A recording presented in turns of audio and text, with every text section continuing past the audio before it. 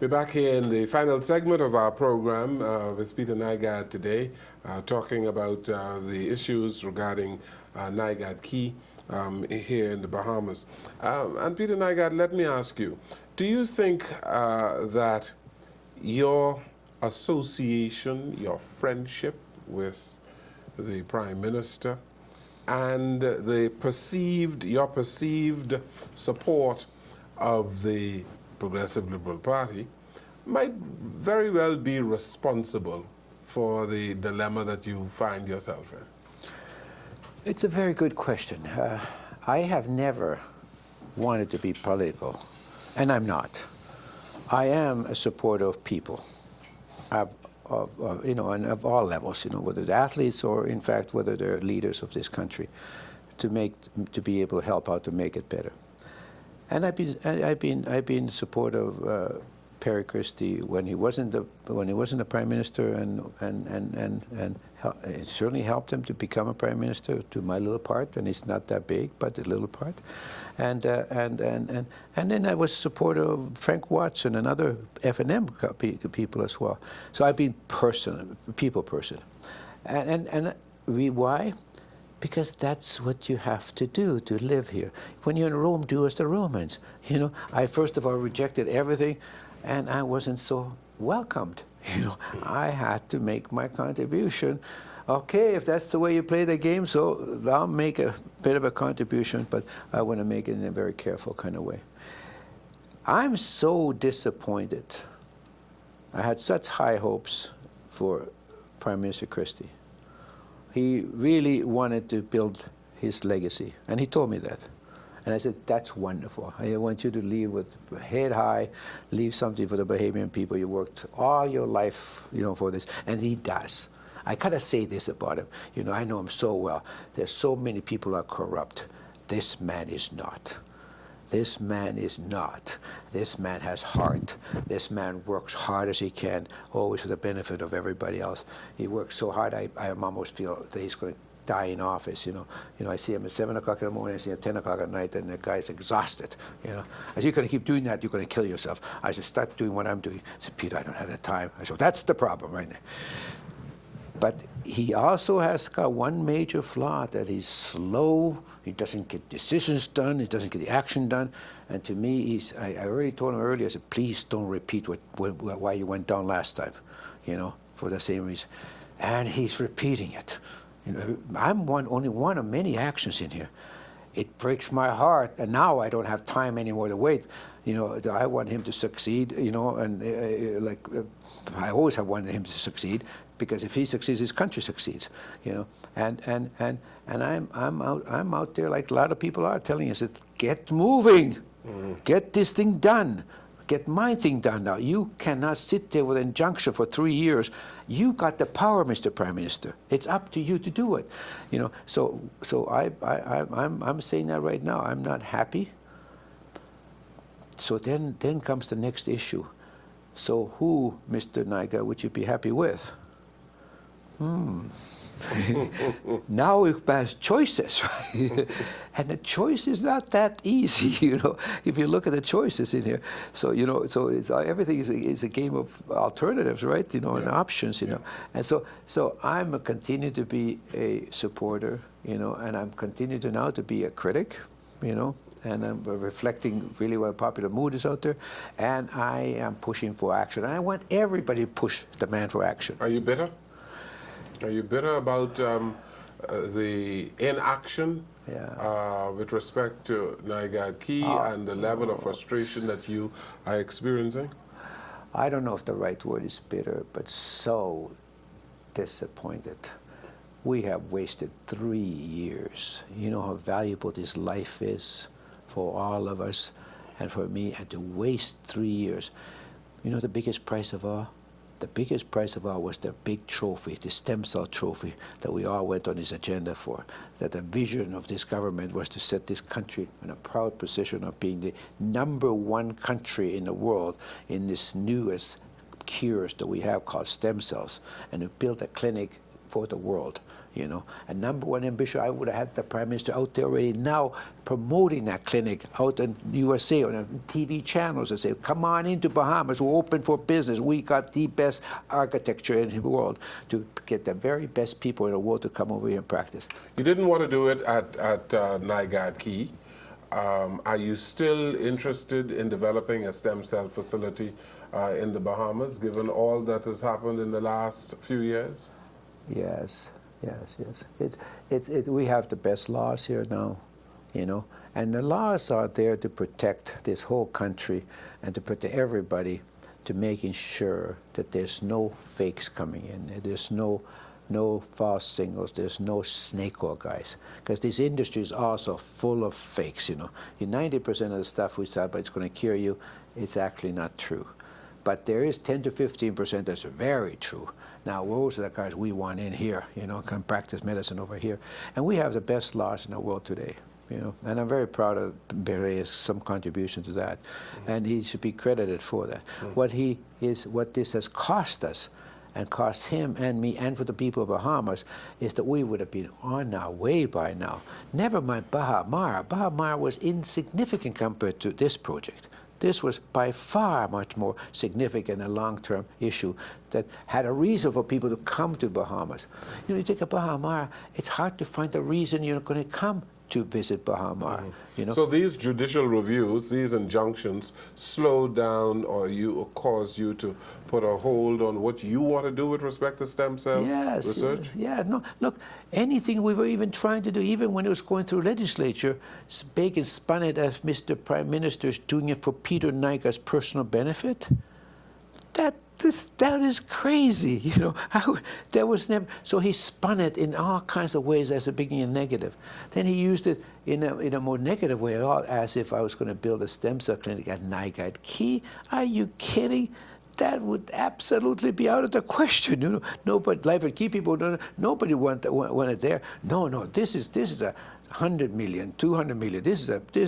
I always talked about this is a project. You look at three things there. You're going to see Atlantis, you're going to see Baha Mar, and you're going to see the clinic, you know, as the big trophies. And I'll tell you, clinic would be number one now, you know.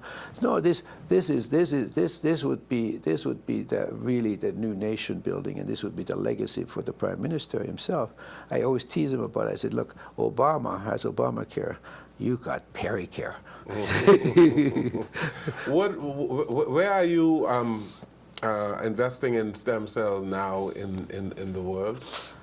All over the world, by the way. I mean, China, big time. You know, in partnership with BGI, with Beijing Genomics Institute. You know, which is do the genome. You know, that which you combine a genome with SCNT, and you got the holy grail up there. You find out what is wrong with you, and you have ways of curing it. You know, we got big investments going in China. Big investments going on in some of the other islands. We invested lots into St. Kitts now. In St. Kitts? Yeah.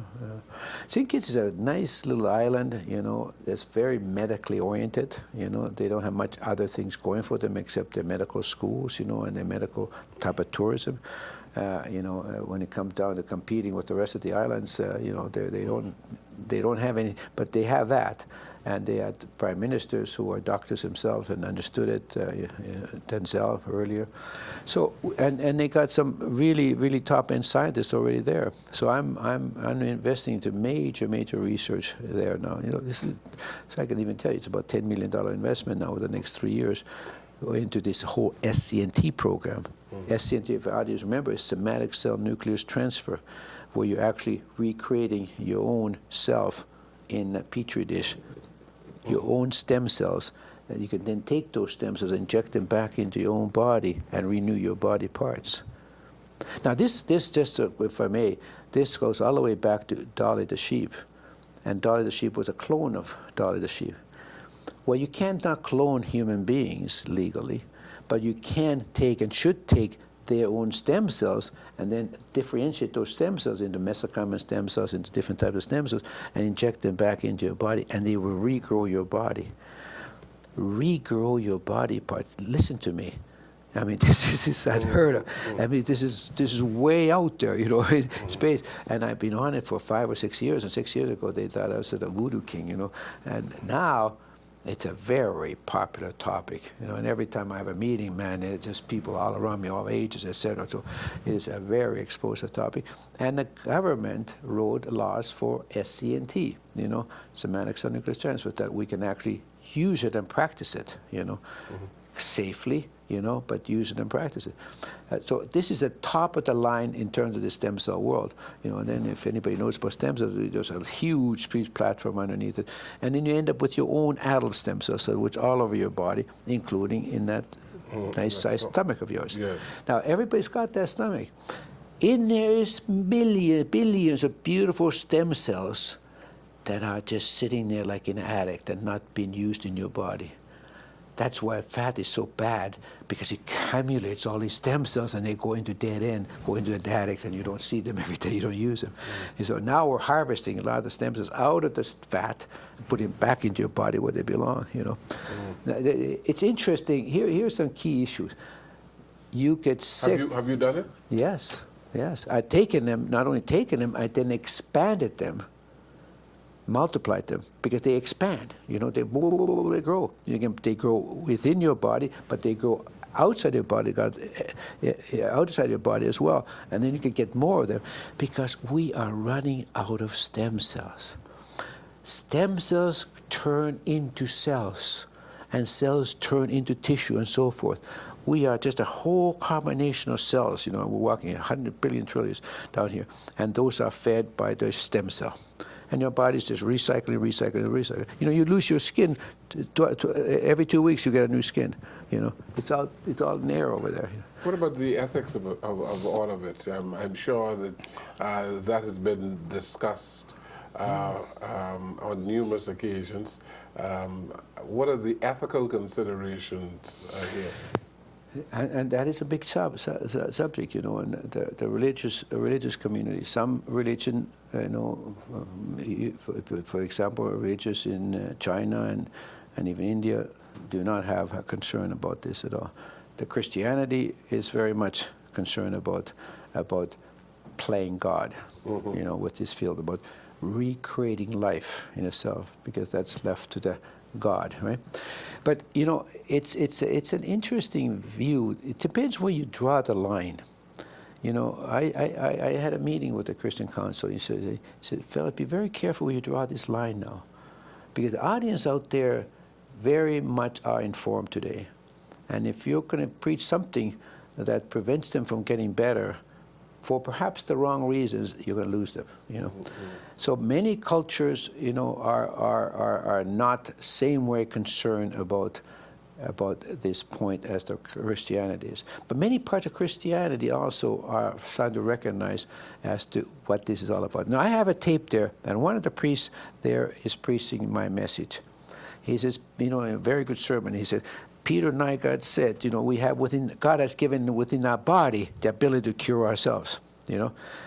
God has given us that ability, you know. Now, that's so true, you know, that in there is God somewhere. And it may not be exactly where we are preaching today in this little community of ours, but there certainly is God. The more I study this field, more I realize that God is that woman.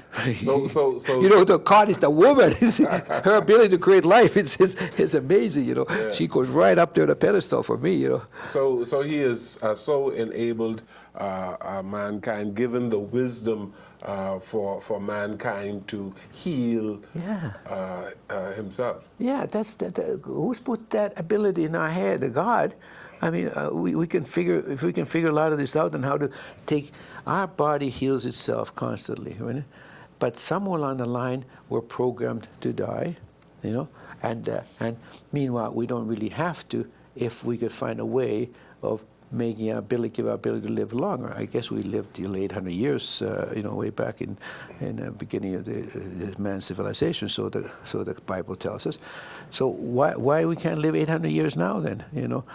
So what did we do right then and stop doing right? So the ability. Perhaps the years were shorter. Maybe the years were shorter, whatever the explanation is. Yes. But the point here is that God has given us all this ability, and a challenge to use all this ability, and in fact, it's not even being true Christian is not to use our ability to the maximum.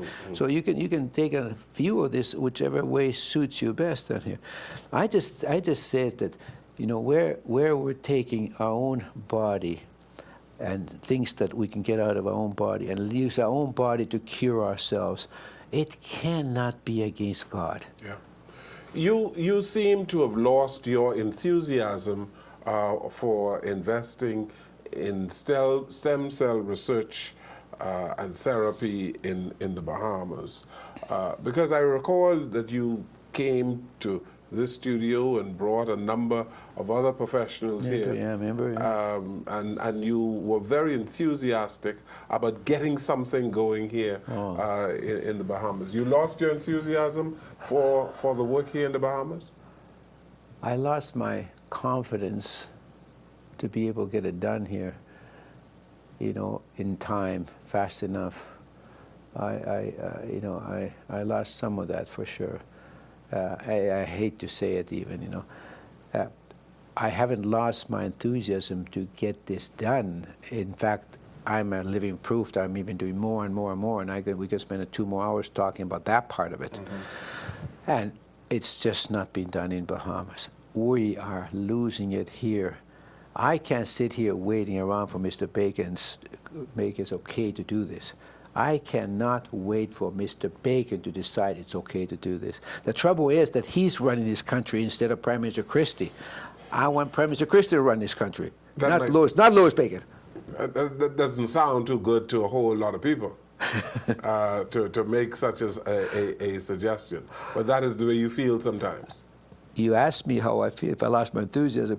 I have lost my confidence, that we can get this job done with our leader today, because he's allowing Mr. Bacon to rule him as opposed to the other way around.